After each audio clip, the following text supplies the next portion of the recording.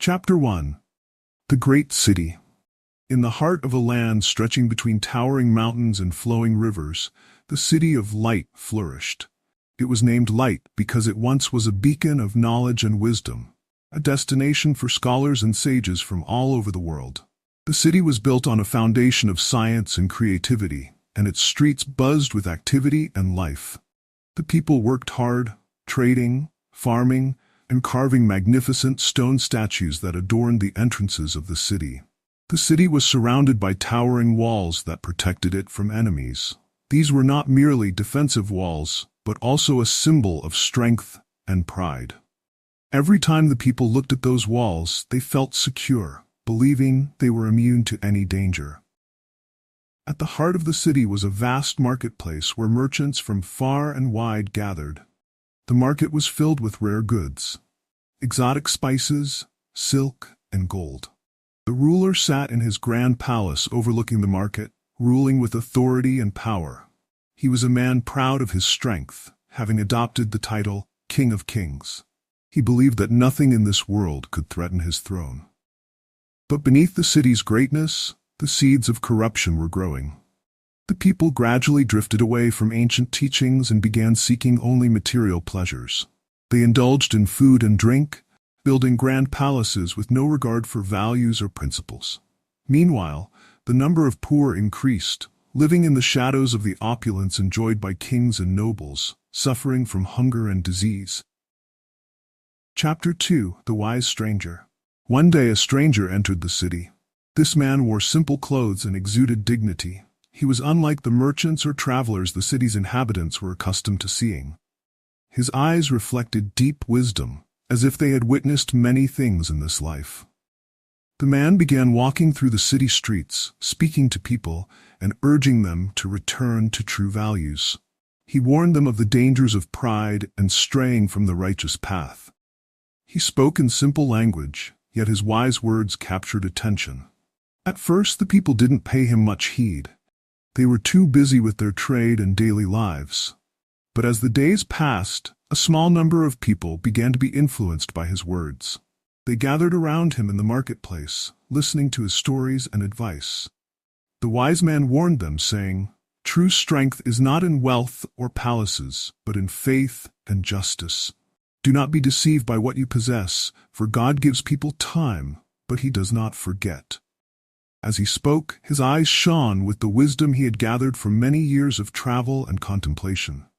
He felt a deep sorrow for what had become of the city, once a beacon of wisdom and knowledge. Chapter 3. The Ruler and His Pride. As the wise man's words echoed among the people, news of his presence reached the palace. The ruler was furious. How could a stranger come to his city and speak about things like humility and faith? The ruler believed that his city was the greatest and that he was the one who had made it great. He was not prepared to acknowledge that there was anything wrong with his rule. The ruler summoned the wise man to the palace.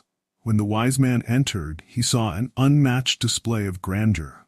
Walls adorned with gold and diamonds, and lavish statues decorating the corridors.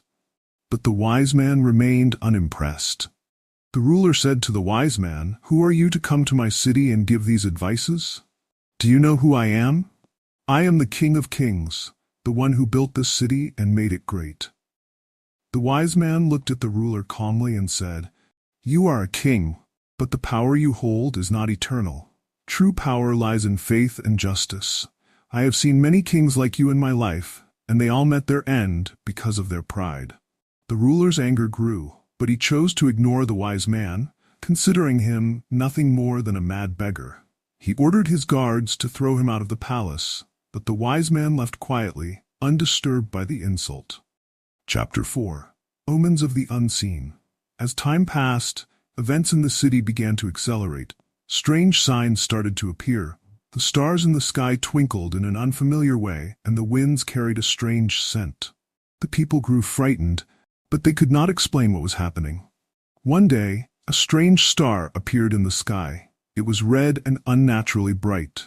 It remained in the sky for several days, and people gazed at it with awe and fear. The ground began to tremble softly.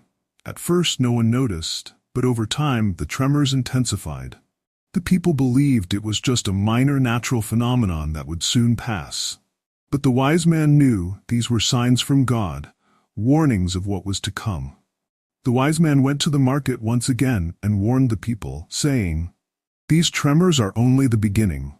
If you do not return to the truth, the city will face a great disaster. Return to faith, repent to God before it's too late." Yet the majority of people mocked him again. The merchant said, "These are just small tremors. They will pass as others have before. There's no need to worry." Even the ruler paid no attention, remaining preoccupied with his lavish life. Chapter 5. The disaster strikes. Days passed, and the tremors grew stronger. Massive buildings began to crack, and some of the older structures collapsed. The people grew fearful and anxious, but they still clung to their pride. They believed that their city, built on strength and grandeur, would never fall. Then one day, the flood came. The sky was completely dark, and rain began to fall in torrents like never before. The rain poured without end, and the streets and squares began to flood. The rivers that flowed beside the city burst their banks, and torrents of water swept away everything in their path.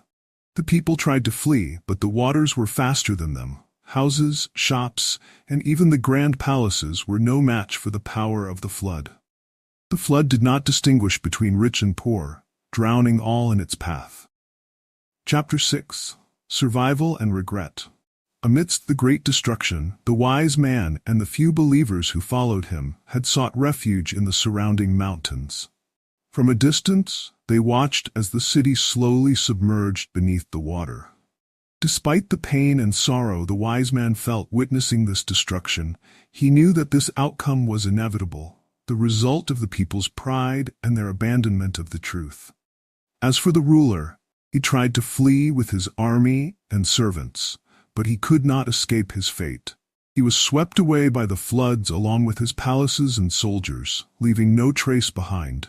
When the flood finally ended, the city had completely disappeared. Only its ruins remained beneath the water.